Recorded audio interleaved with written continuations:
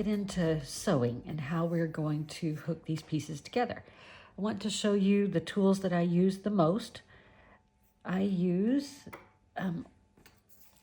these needles here, and I don't even know how to say it. They're from Tulip, but they call them like Hiroshima or something like that needles. But they're applique needles, number 10, big I, and I'll link to those either below the video or on a PDF somewhere. Then I have, so these are the needles here. I don't know if you can see that one. They're very thin and very small. And even though it says big I, that's kind of the biggest I that you get right there. But it does work. So a pin cushion that I made here just from a wool ball, that's just something I made, nothing that you can purchase outright. The best tool I have here is a Sew Tight magnet. And these, I don't have it set together, but they are very strong magnets that will hold your pieces together so you don't have to pin them or clip them. These to me have been the best investment. I won't say they're the cheapest things up front, but they're going to last you forever, and they're very easy to work with. I use Aurifil 50 weight thread. So anything that's on the orange cones in Aurifil. And I use colors that are going to blend in with the fabric that I'm sewing. You can also use shades of gray that will blend in with pretty much everything, but I like to just kind of keep a different variety on hand and have something that'll blend in with the piece that I'm going to sew. So the most special little piece for me is these little tiny nips. I love these things. You just have to squish them together. They're not pointy, and they've never gotten taken away when I'm traveling on an airplane. So these are perfection for traveling. Plus, if I put them in my kit, I actually keep everything that I am showing you guys in this little kit right here. It's all very small, but that way they don't rub and snag onto the paper or the fabric and cut the fabric. So let's talk about threading the needle. With this Aurifil thread, we want to be able to pull our thread off. Got it wrapped around there too many times. And you only want a length that's about the length of your arm, from wrist to elbow. So I'm going to take my needle.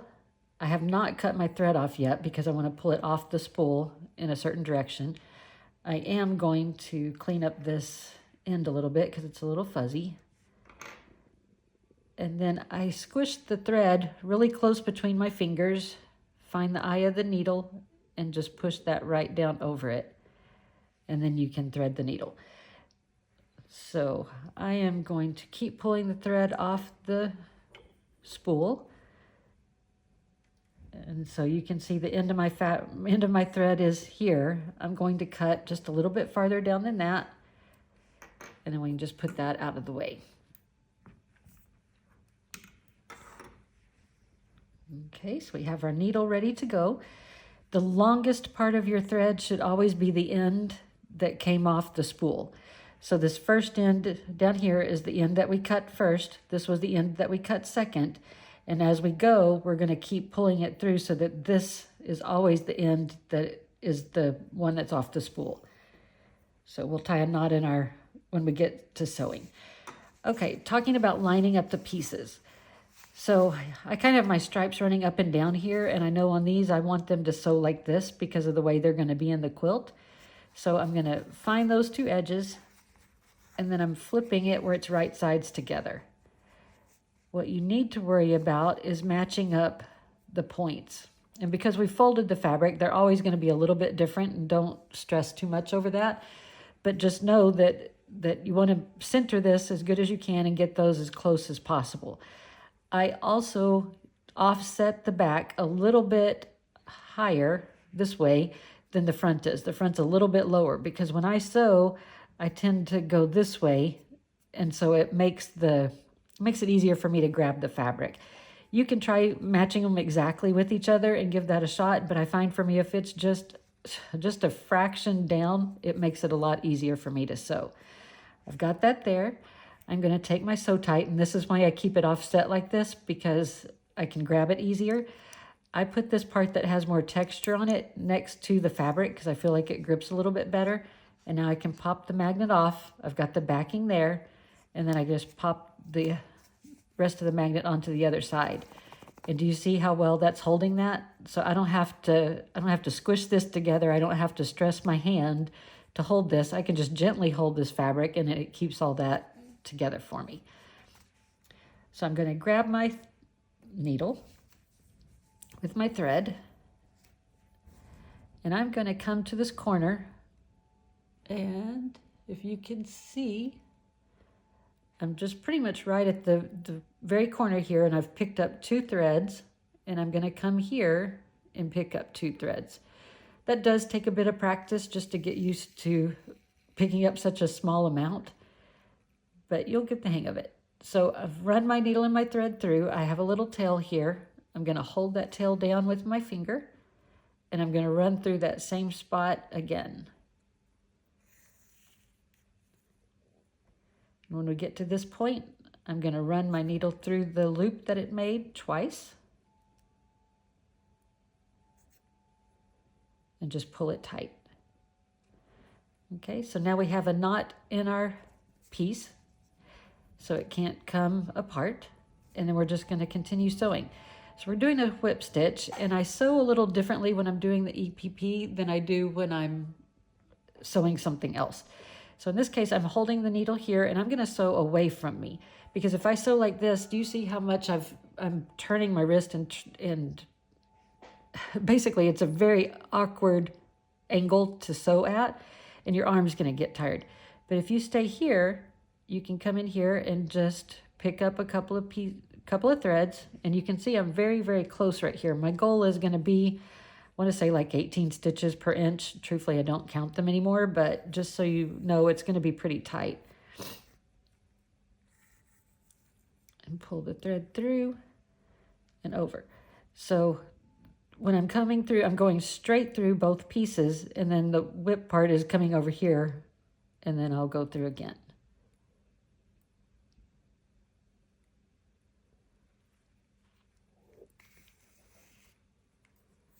Made my thread a little bit too long, which is going to get tangled here. And this is why you want to make it a little bit shorter. I think I pulled it too far while I was showing you guys what I was doing. So I'm going to trim a bit of this off so it doesn't keep tangling on me.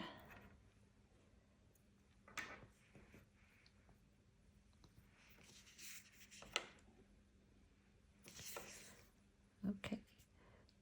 So I moved over. I'm not even moving over 1/8 of an inch. Maybe a 1/16 of an inch, but that's probably pushing it too. It's very, very little that you move over. And so we're just going to keep going all the way until we get to the other end. And every bit that I'm doing, I'm just picking up a couple of threads and a couple of threads, and I keep going through. So if your fingers, I am not a needle, or excuse me, I'm not a thimble user. Obviously, I use a needle. I got one in my hand, but I'm not a thimble user. So what I do, by the time I get it here, most of the time I just push it through with my thumbnail so that I'm not hurting one of my fingers. If you are a person who wants to sew with a thimble, I've discovered that it was one of the ones that I like the best is like a leather dot thimble, because it just sticks on your finger and you can push through with that without it hurting you and without it being bulky in your way. So I'll have a link to that as well. There's a couple different ones I've tried, and some of them are a little too fat for my liking, but those seem to work well. Okay, I'm going to speed this video up, and I'll be sewing to the other end. Meet you there.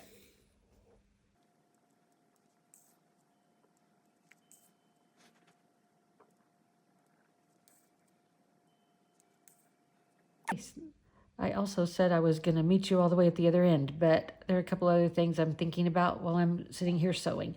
Is I am not going through the fabric. Through the paper. Sorry, I am going through the fabric. I am not going through the paper.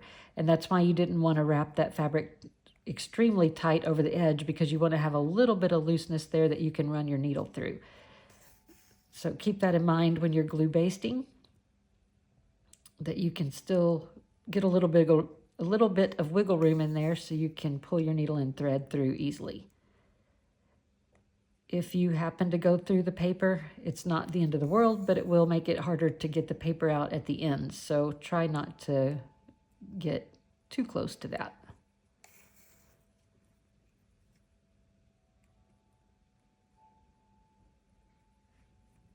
So by holding my hands this way and sewing what probably isn't a normal way to you, you can do this for a long time without hurting your wrist. This is also a good project to do in front of the TV at night. So my husband and I usually like to sit and watch TV in the evening, and I am not a person that likes to just sit there and do nothing but watch TV. So I usually glue baste up a whole bunch of things, so I know, get a few pieces together that I know I want to sew, and I know what direction I need to sew them in when we're talking about diamonds and different things like that. Even like this one, where we knew we wanted the stripes to run a certain direction. Then I'll bring my little kit with me into the living room, and I have my spool of thread, my little scissors, my pin cushion, and my pieces, and I just sew while we're watching. Okay, well, actually, he's probably doing more watching. I'm doing a lot of listening, but but we're in there together and spending time. So it's just easy to travel with. So any place you can go. Okay, we've sewn all the way to the other end. We've got lots of little stitches in there. We're at the other end. We try to get right to the points there so that we're creating a very strong pointed corner, a very defined corner, I should say. And we're gonna go back in. So I just did this last stitch right here. The thread's coming out here. I'm gonna go in here, and we're gonna tie the knot just like we did at the beginning. So I've got a loop. I'm gonna go through there twice and pull that tight. So we have a knot here at the beginning and a knot here at the end. And I want to do that because as we've made this quilt, and it's hopefully experiencing life and having people use it, if something comes apart in here, then we know we've got a knot at each end, and we would only have to fix this one seam and not a bunch of seams that might be sewn together with one piece of thread. So I start and stop. Every time I'm finishing a side, I start and stop with a knot. Just to get the thread out of my way, no other reason really than that, I'm going to slip the needle back in and just pull the thread through and then give it a snip.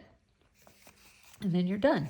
So we've whip stitched in here, and you can see the stitches slightly. There's not really a problem with that. I mean, it's kind of neat to know that this was hand sewn, so don't overly stress about the amount of stitches you can see. And on the back, you can see, we worked from the back because you can see them more here, but it's all very small. And once the paper's out and once we've steamed the quilt and quilted the quilt, you're really not going to notice these stitches. So that's the hexagon. Let's talk about the diamonds. They're a little bit different story because we've talked about the ears. So we know that the ears can go in different directions, and we want them all to go in the same direction because it's going to create a cleaner finish. So let me show you some of the ones that I've done here. Okay, so these diamonds here, I want to create, it was a stripe. I want it to be like a star or a flower or whatever you want to call it. So I want all these royal pieces to be towards the center. I've got all the tails facing the same direction. So by doing that, when I sewed them together,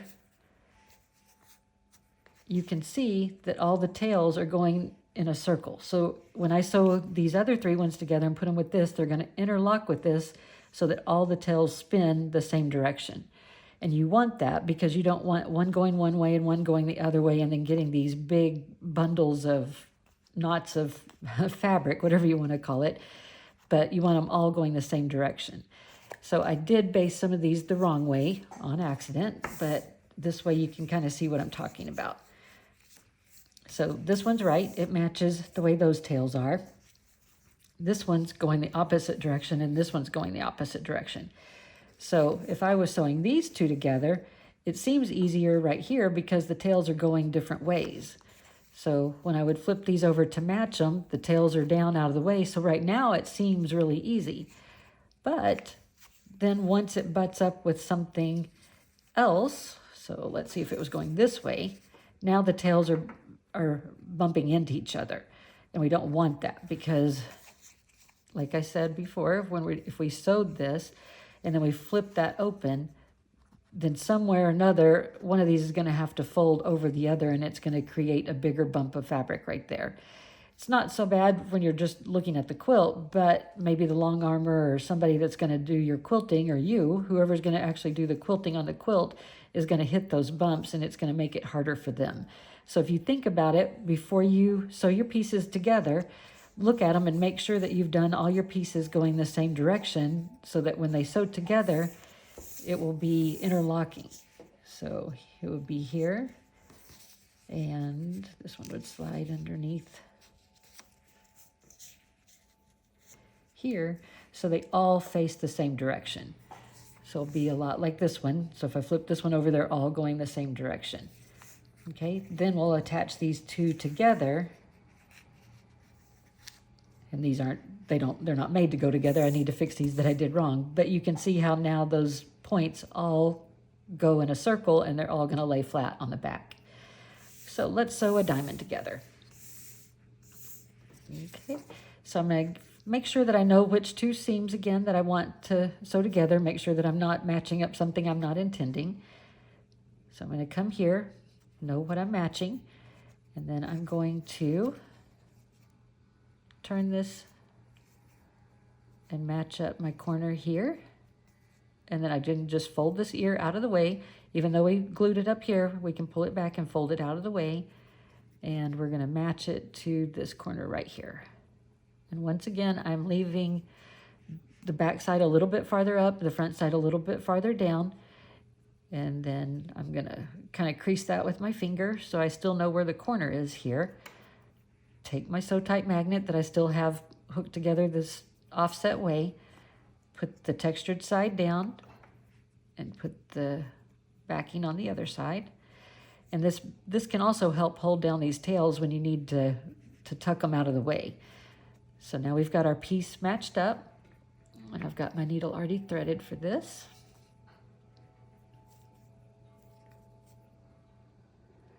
So we'll come in, start in the very corner again.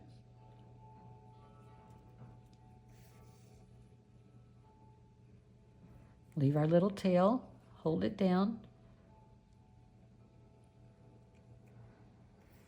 pull our thread through until we have just a little loop, hook our needle through there twice, and pull.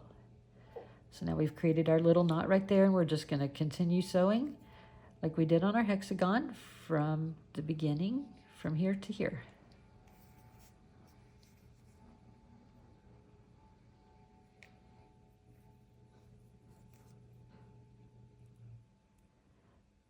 Sometimes when you're sewing, it pulls through two threads through the hole at the same time, and they kind of get stuck. They're not necessarily a knot, they just get stuck. So if that happens to you, just pull them back out the other way, and then it should go again. See, like it did it right there. So if that's happening a lot, sometimes my thread's twisted and I just need to let it loose. Sometimes I just put my thumb on top of both of them to hold them so they don't twist together as I'm pulling it through. Okay, tail, get out of the way.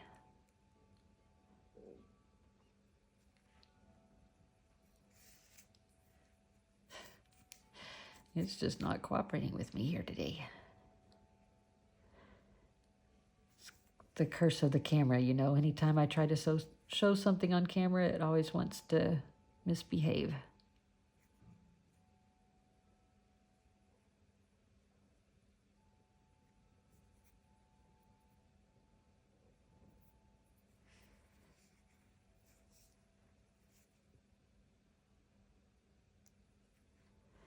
You know, there is thread gloss out there. I've never tried it. Maybe this would be a good time to give that a shot.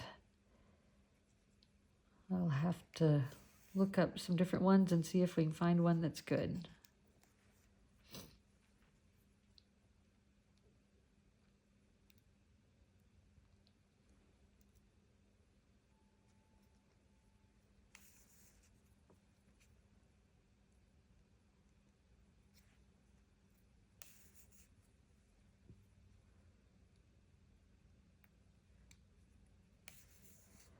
So another thing to note here is when I pull this thread through,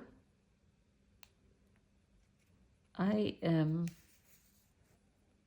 pulling it fairly snug. Like, don't pull hard enough that you're breaking your thread, but pull it so that it's keeping all these stitches tight. If these stitches do not stay tight, then when the pieces are together here, you're going to see a gap or some space right there, and I don't want to see that. So I pull it tight enough that it's snug to each other.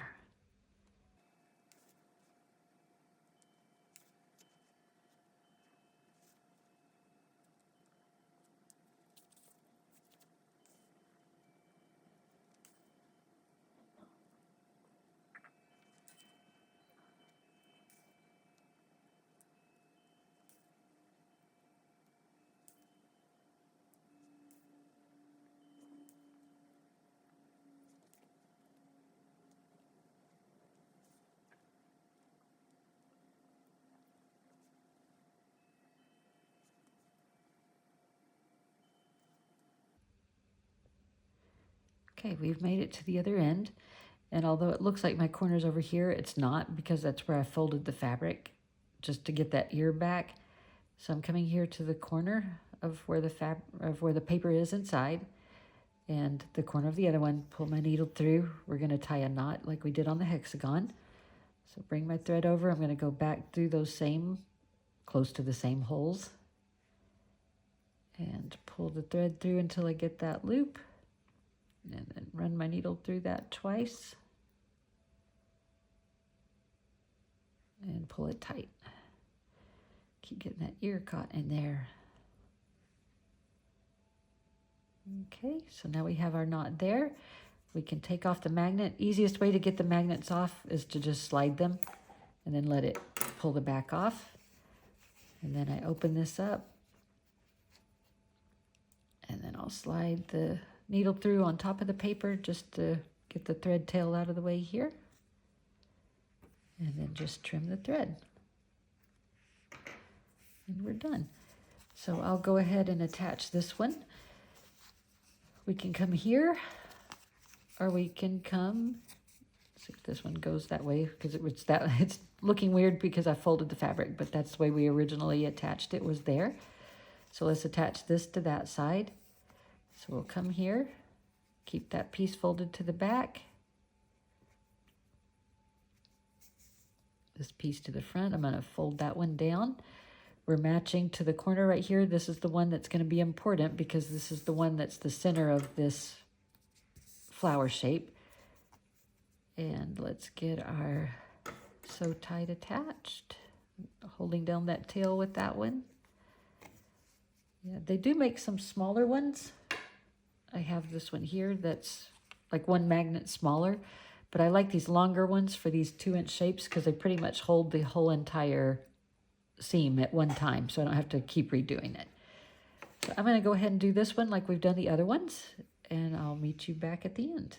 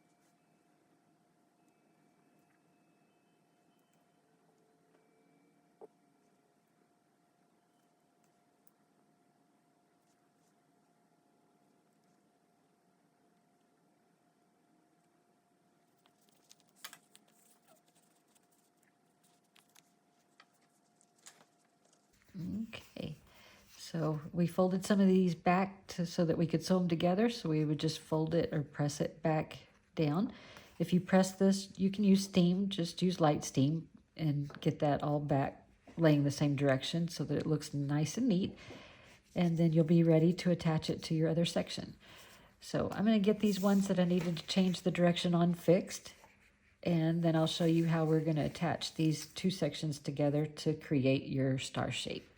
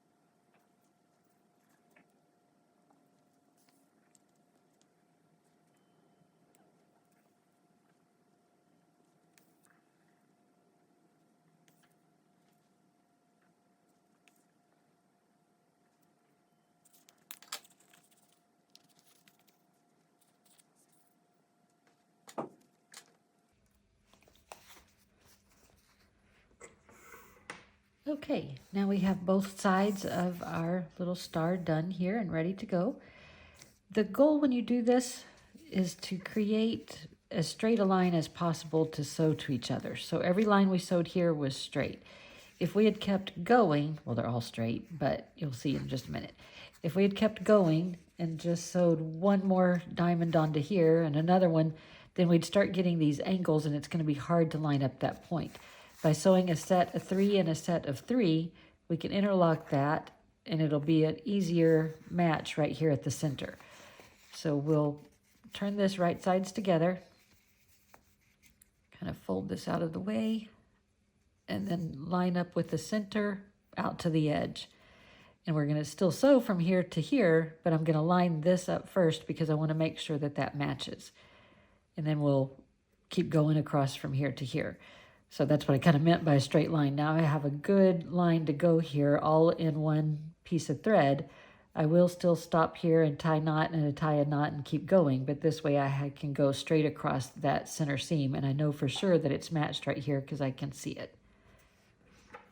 So I'm going to go ahead and attach my Sew Tight magnet again, and I'm putting it over all those fabric bundles right there to help hold it together. You can put another one here if you want to, or after we sew this part, we can actually just take this one off and move it down to hold that section together so that we're okay. So I know in some of these videos I've been adjusting this and that's because I haven't been leaving enough of the back up for me to be comfortable to sew. So my magnet's on there, but I'm just pulling the top section down and leaving the bottom section up a little bit more to offset that edge so that I told you I can catch my threads better that way. So we'll start just like we always do by going through our corner point. Get my threads kind of untwisted there.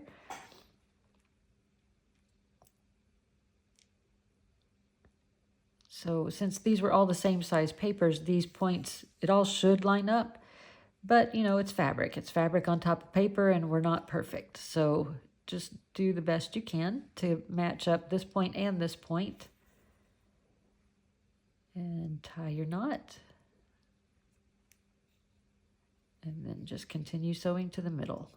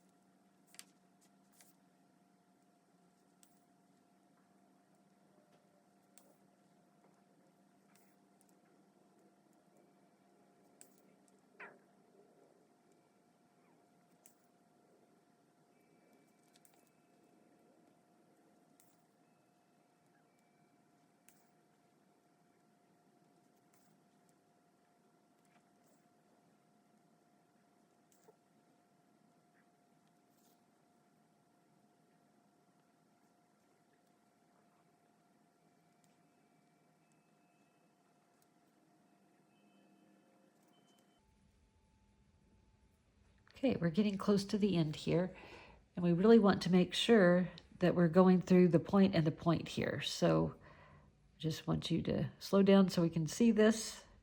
And I'm going through the point of the diamond on either side here. And then I'm going to go through that again so that we can tie our knot.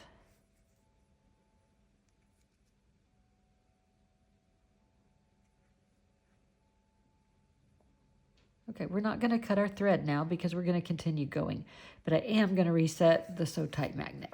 So I'm going to loosen that.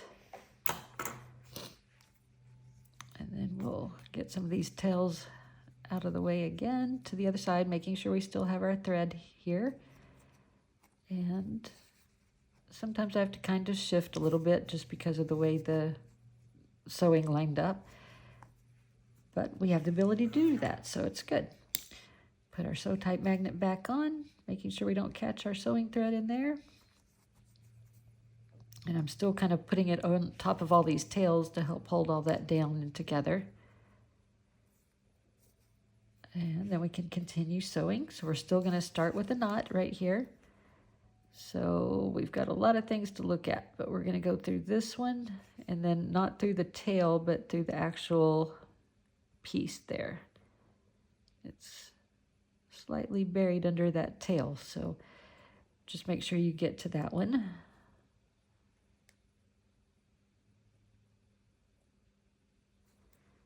And tie our knot.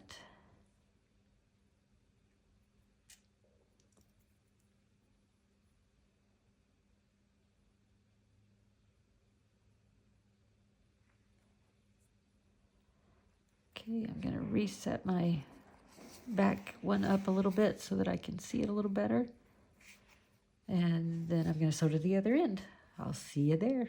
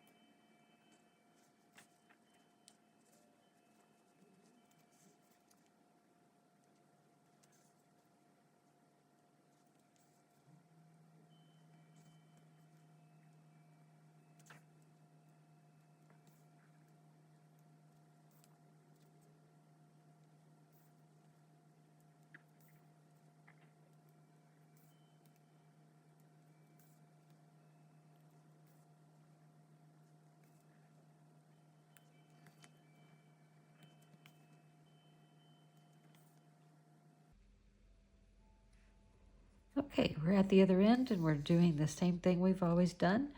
We're sewing through our points and tying our knot.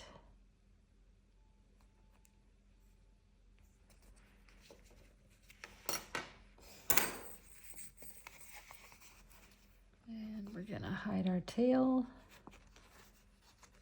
which once again, that's really not anything that's gonna help you or not help you. I just like to get it out of the way. Okay, so you would take this to the iron now and press these all down in a circle. And then when you turn this over, you'll see that you've got your points pretty well lined up right here. So I hope that helped.